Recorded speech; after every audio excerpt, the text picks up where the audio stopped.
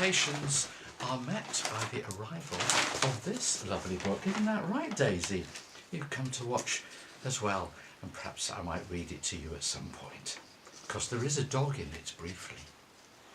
Hope you enjoy it.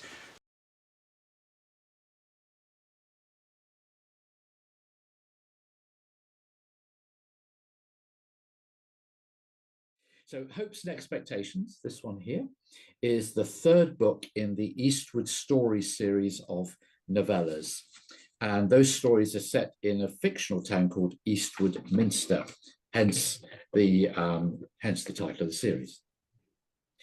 The first story, which was this one called Looking to Move On, introduced Matt West, who is one of the central characters throughout the whole series, really. Now, that first story tells how, as a result of a car accident, he is now using a wheelchair. He's quite significantly disabled. And it was an event which also led to the loss of his wife, Jo. And the story explores how he went through the early stages of his recovery, dealing with kind of the grief and bereavement, but his ongoing life with Tilly, who was their young daughter. The support that he received from others. So among other characters, the story also introduced us to Sophie Howlett, a community nurse who supported Matt. And as time goes on, their friendship continues. Without needing to spoil the story if you've not read it, love grows, and the book ends on the weekend of their wedding. So a very happy ending. The second book, Living the Difference, and some of you joined me on the book launch of this about 15 months ago, starts on that same weekend that Matt, Sophie got married. So Matt, Sophie and Tilly are still very much in the story, but I shifted the focus a little bit onto some other characters who'd appeared more briefly in that first book, and introduced some others as well, one or two who will feature in the new one. So hopefully you've noticed a similarity in the titles: Looking to Move On, Living the Difference, and now Hopes and Expectations. So there's stories really of hope over adversity. That's always been the aim, really, and so with happy endings. And they're written partly with readers in mind, about how best they, perhaps you, can relate our life experiences.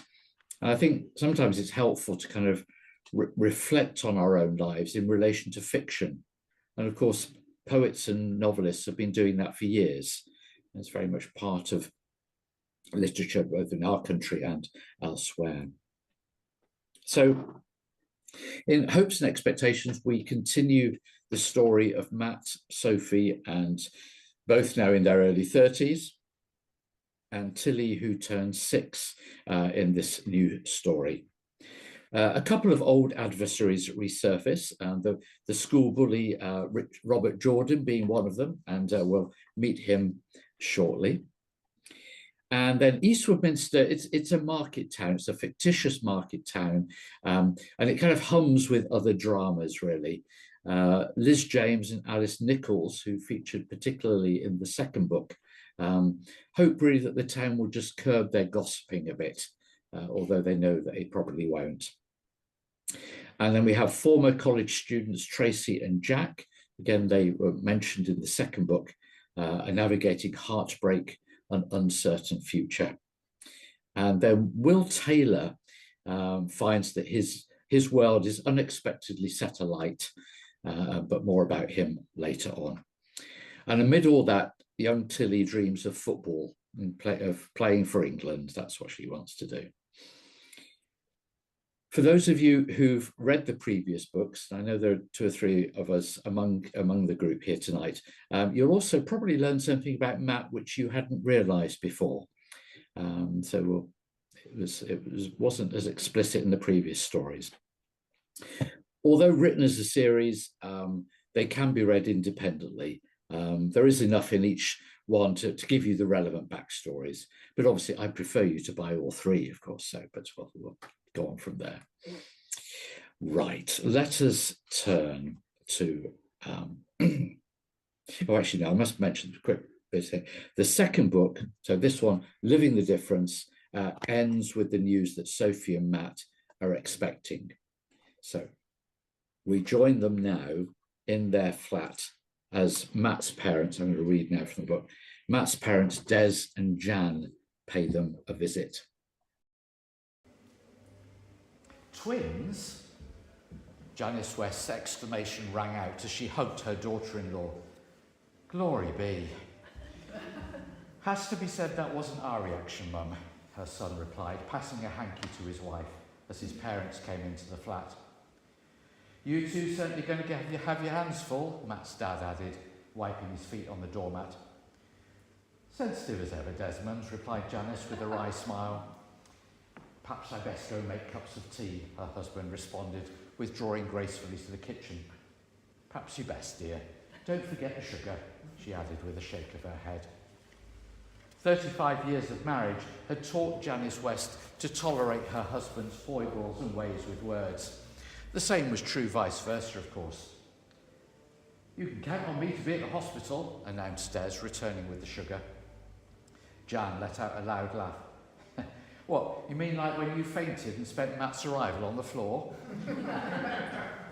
I was there all the same, I was there. Des struggled to defend himself, laughing as he did so.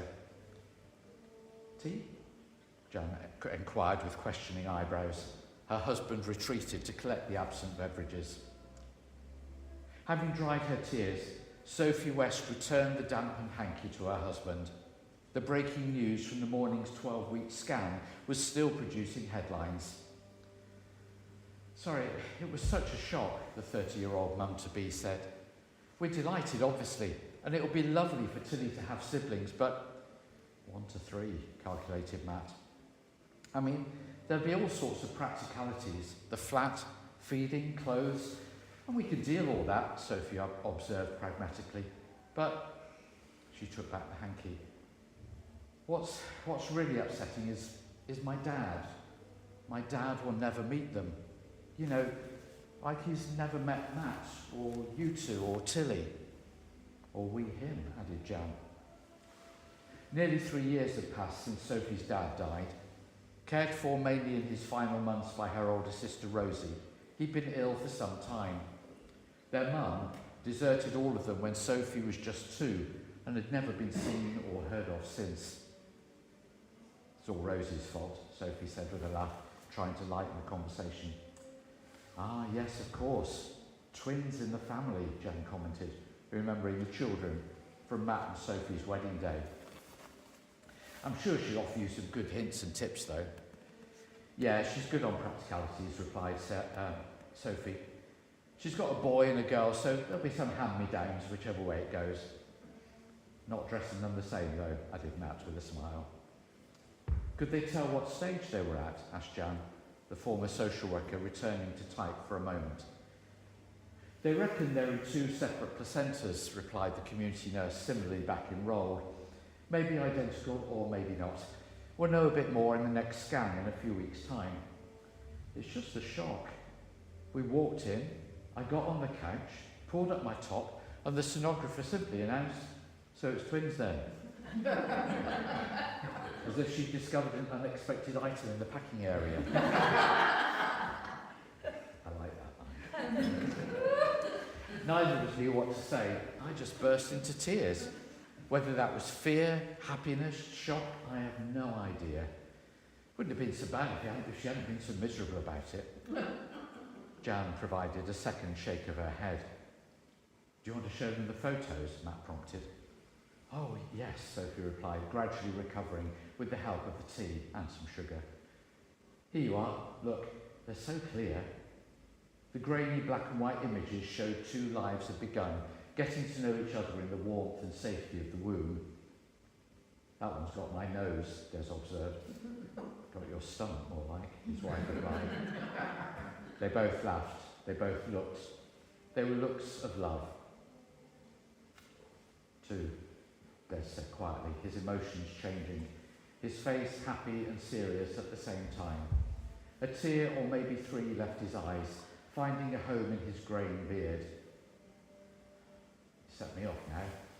Jan reached for the hanky Matt held out for her.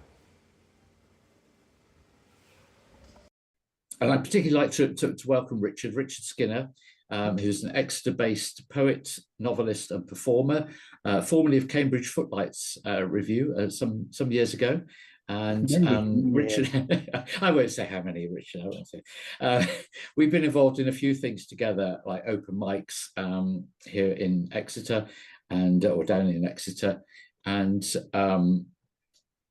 he actually joined me on the book launch that we had in Exeter on Friday, just gone. So Richard's the author of several books, and he'll mention those, and I'll mention them again. Thank you, Richard. Thank you for inviting me to take part in this Zoom aspect of your launches. And thank you, everybody who's logged on. Good to see you all. And where I used to live, I managed to create a little wildlife pond, a very little wildlife pond, but it was pretty successful in that tadpoles, frogs made their way there, newts made their way there, and so did one or two other species. And one in particular took my attention. And this is called Between Worlds. A patch of slender reeds. Part way up one blade, a bug, unprepossessing brown, misshapen thumbnail size, inhabitant, till now, of pond sludge. In the fabric of its back, a split, from which extrudes an elongated mass, a squeeze of greenish yellow from an oil painter's tube. Unrecognizable at first, a twitch betrays identity. Nascent dragonfly, gauze wings still pressed to resurrection body. She dangles like an escapologist in mid-maneuver. The realm of water has relinquished her. Air has yet to claim her. The dragonfly is resting on the husk of former self. She spread her wings to dry. Suddenly is gone. The 6 legs of the husk still clasp the reed tenaciously. Well, as well as poetry, I also, like Richard here, write fiction. I've always had a problem about dialogue, what verbs to use to indicate speech. I used to play safe and use only said, which means that passages of dialogue were punctuated with he said, she said, he said, she said, which is nice and clear, but not very adventurous. So I switched to using a range of elaborate words to indicate speech, but this came across inevitably as very pretentious. So I'm now trying to make sure I use only verbs of speech which best match the content of what is being spoken. I call these appropriate verbs of speech, and I'm drawing up a list of examples to help me in this endeavor. I'd like to share some of these appropriate verbs of speech with you. It's a lorry, the long distance driver articulated. Should I or shouldn't I remove the worm from the hook? The angler debated. Yes, that's the fruit of a horse chestnut tree, William concurred. That was an echo, Narcissus recalled. Can I go on yet another mystical journey to face dangers, fight dragons and win through? The would-be hero requested. Now, this is what you do. This is what happens to butter. Okay, this is what happens to butter when you heat it. Nigella clarified. That's a fir tree, the woodman opined. I must check all these exam answers, the teacher remarked. I'm all in favour of exams, she protested. I'm afraid it's no longer an aircraft, the Concorde designer explained. Why can't I simply be a bottle of red? Dom Perignon whined. We have 2 flagons of aromatic resin to anoint a dead body, The wise men from the east murmured. The Blessed Virgin Mary must have gone up to heaven, the Pope assumed. I used to be a trainee monk, the heretic expostulated. Ecstasy, ecstasy, I'm in ecstasy, the nightclub frequenter raved. And to finish, you really are a complete and utter ape. David Attenborough harangued a tanned resident of Borneo. Thank you. I've given Richard complete permission to use any of those, provided he puts the little C in my name afterwards. That's the one. Thank you, Richard. Thank you ever so much for taking part, and both today and on Friday. My pleasure. At the end, I shall give you Richard's website address so you can get in touch with him and buy his books as well. Even better. One of the new things in this particular book is there is now a map of Eastwood Minster. And one of the new things that has come into this story is Young's Cafe. Matt West manoeuvred himself beside an empty table at Young's Cafe. Transferring himself to the long cushioned bench, he spotted a familiar-looking face on the other side. He thought he'd seen her around town, but she was dressed differently, so he wasn't sure. A smile was exchanged nonetheless. The second scan had gone well. No problems spotted in mother or babies. Staff were kinder too. Matt held the latest images in his hand. He could see the changes. His eyes welled up, and he wiped them with the side of an index finger. Suddenly, the cafe door opened with a crash, raising the eyes of other customers. What are you all staring about? It's only the wind, shouted the new arrival as he staggered towards the counter, knocking a chair away from its table. Double espresso, double choc cookie, make that two, he barked at the young barista. His contactless card made contact and he walked away. Bring it to me, he added. Matt looked up. The voice seemed familiar and he didn't like the sound of it. Their eyes met. Well, well, look who it isn't, the voice said. Long time no see, black boy. Robert Jordan, what are you doing here?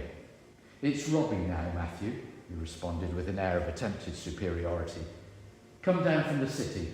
Strictly business, of course. You wouldn't find me living in this godforsaken place. Matt wondered what kind of business it was. The black soft-shell jacket and Security Industry Association badge on the wearer's left arm answered his unspoken question.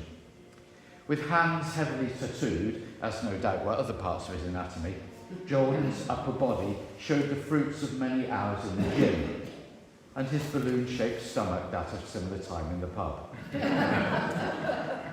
A skinhead at school, Matt wondered if his hair had ever been given permission to grow in the intervening years. So you're not going to stand up and shake my hand then, like a man? The visitor chimed. The barista looked on and signalled to a colleague to fetch the manager. Probably not, Robbie. Matt nodded in the direction of his wheelchair. I'll shake your hand, though. Oh, how the mighty have fallen, came the scornful reply, pushing his face closer. The smell of alcohol lingered in the inches between them. So now you're a cripple and a... Everything all right, Matt? Sophie's return to the table was timely. Oh, who's this then? Aren't you going to introduce me to your lovely-looking friend here? His eyes scanned Sophie from the chest down. Nice. Sophie, this is Robert. Robbie, Jordan. We knew each other at school. Sophie, eh? Oh, and look at these baby pics. He reached out, Matt put his hand over them. And who's the lucky man who got you then, Sophie? She retreated a couple of paces and sat down next to Matt, the table now safely between them and their unwelcome company. Sophie is my wife, Robert. He made no correction this time. Your wife, the visitor replied, not knowing whether to add a question or an exclamation mark. And you're the dad, are you? He sneered with a laugh. I think we may need to ask you to leave, sir, the manager interjected. It's okay, Will, thanks, said Matt. This gentleman and I were at school together. It's been a long time, hasn't it, Robert? And you've not changed a bit. Oh, gentleman, Jordan mocked. Not changed a bit, he added, unaware of the subtlety of Matt's put down. Always were a posh one. Oxford University, leaving us common boys behind to work for a living. You got me expelled, Matthew West, telling tales, running to the teachers like a wimp. And as I said, it's Robbie.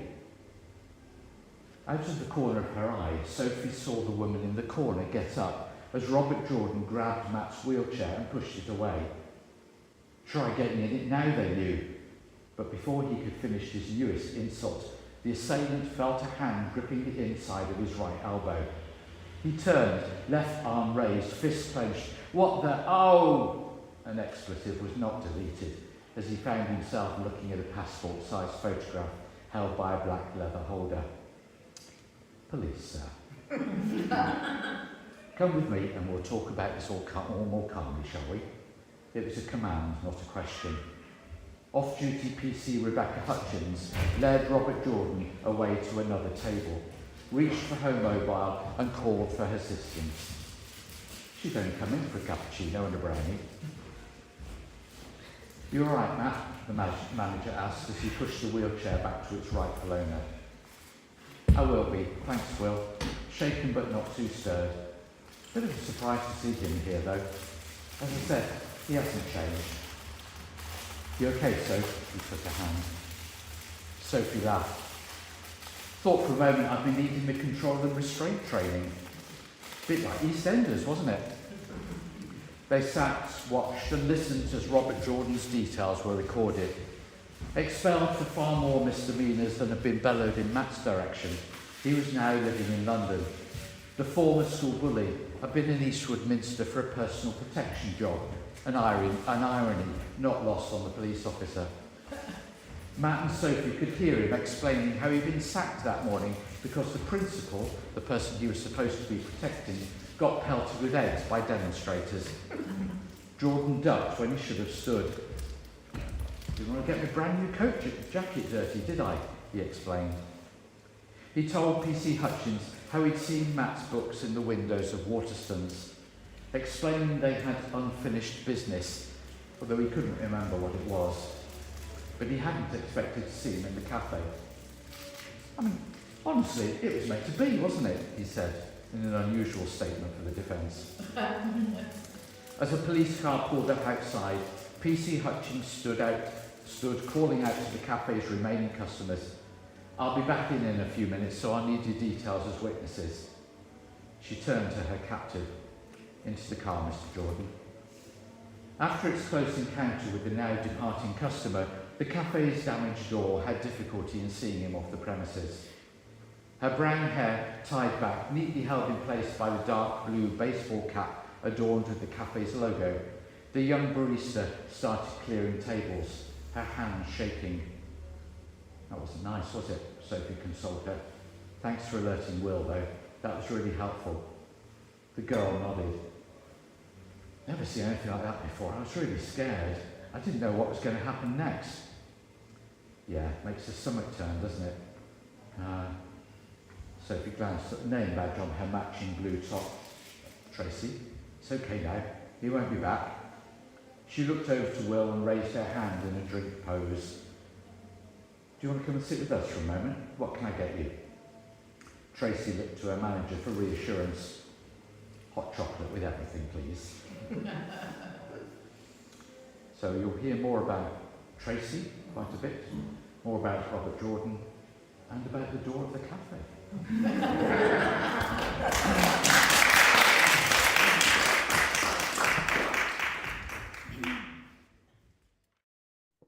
Nice episode, Richard. Very nice episode. Yeah, nice. Very nice. Thank you. You're very descriptive, the way you write, Richard. It's really Right. good. Thank you, Teresa. Thank you. Thank you. You can see it all. No, good. Good. It's the nice thing about reading read a story, isn't it? The pictures are better. It's like radio. Yeah.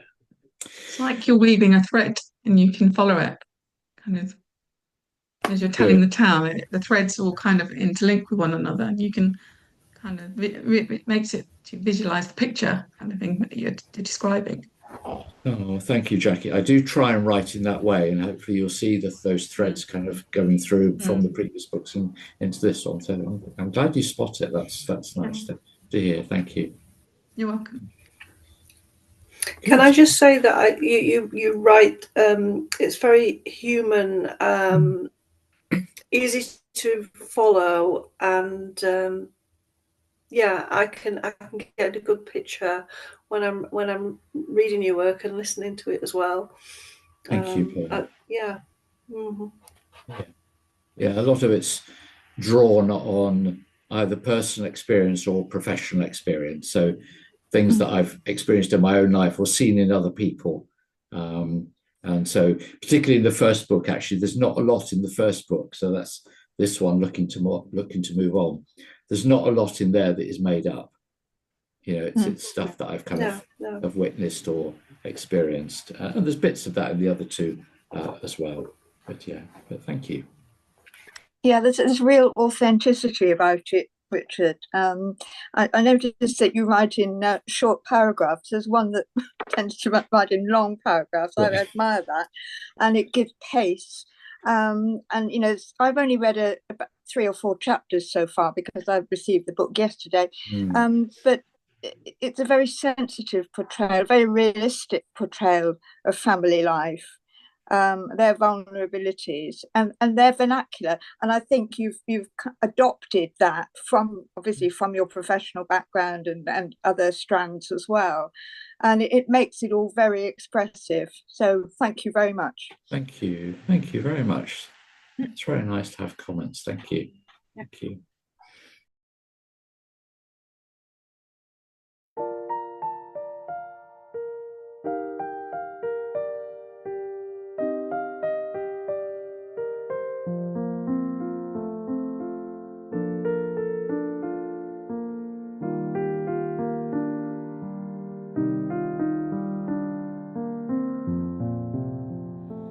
Deepest silence held as I walked to the grave. I had no more to give to him who always gave. Too late I found the words I know I should have said, and now that he was gone I knew that love was dead. The trees I passed were bare, a memory of leaves.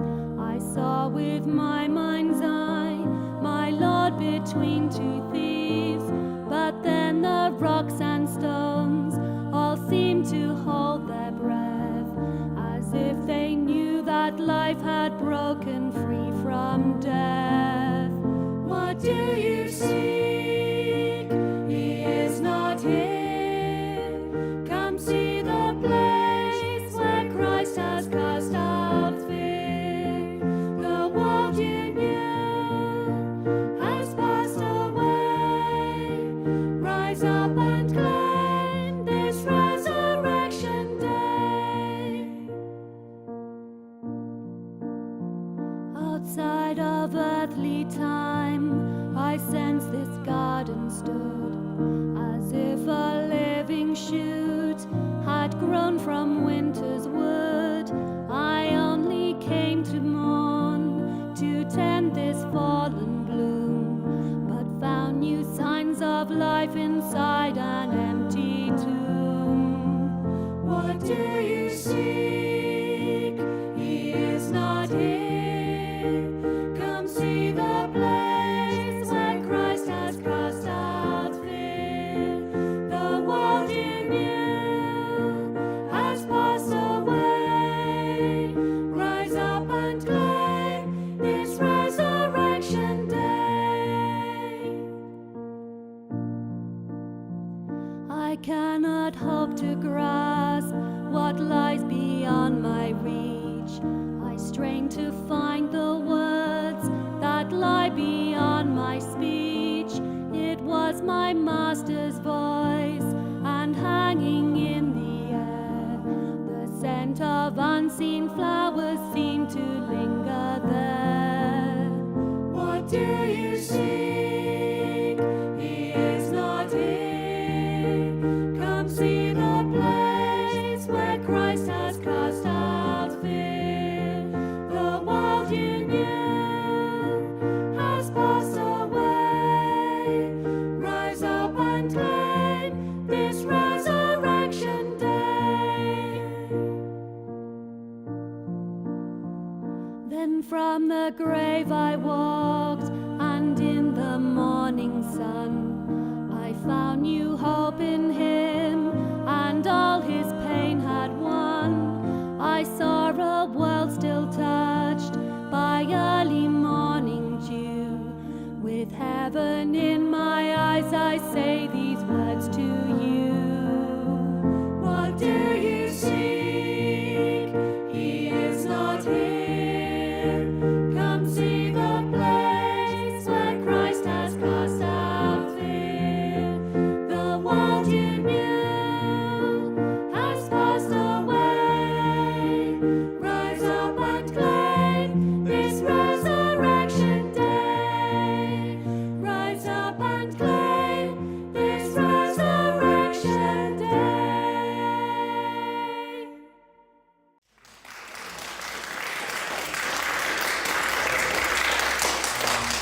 Hi, Nick Axford, Matt Robinson. Thank you very much for coming along. If you'd like to go on our mailing list and get a copy of the video which is going out on YouTube next Friday, we are axford.robinson@gmail.com. Well, thank you again for coming along. Obviously, I've got copies of all my books, both the fiction ones and non-fiction faith books that are waiting there for you to buy them. And there are some special offers too as well. Buy all 3 Eastwood Story books at the price of 2 if you wish. And I can take card and cheque and cash and IOUs and everything else. You'll see on the cover of the new book a picture of a small town in the countryside. There's a rainbow on it. And this book is dedicated to people who trace the rainbow through the rain of people's lives. So helping others to have some hope and some expectation that life is and could be worthwhile.